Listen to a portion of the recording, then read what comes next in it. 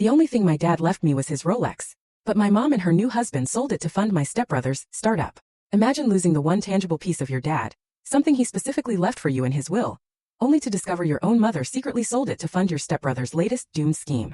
My world shattered. But then, an unexpected call came in, and suddenly, that stolen watch became the key to unlocking my family's darkest, most devastating secrets. My dad, Thomas Barnes, he was my rock.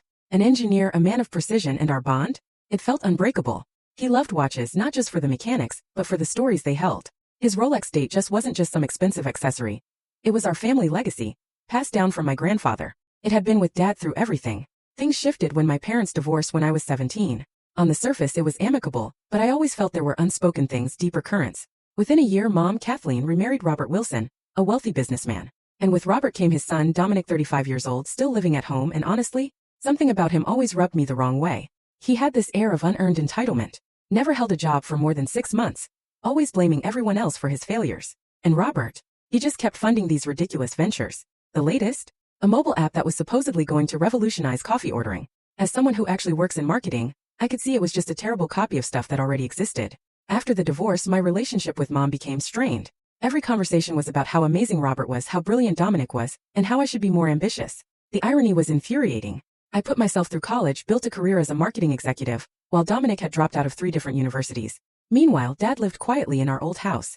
He never remarried, just focused on his work and hobbies. Our Sunday dinners were sacred, a tradition we never missed. Then 2 years ago, his health started to decline. High blood pressure, then heart complications. I started visiting more often, taking him to appointments, just being there. During one of our last chats, he was holding his Rolex, his eyes filled with this deep nostalgia. "This watch has been through so much with me, Eliza," he said, his voice soft. "It keeps perfect time, you know?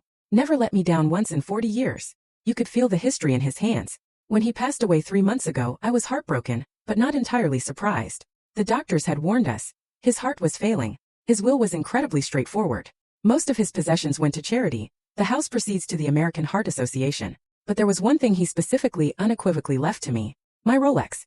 His words, read aloud by the lawyer, still echo in my mind. "To my daughter Eliza Barnes, I leave my Rolex date just watch which my father gave to me.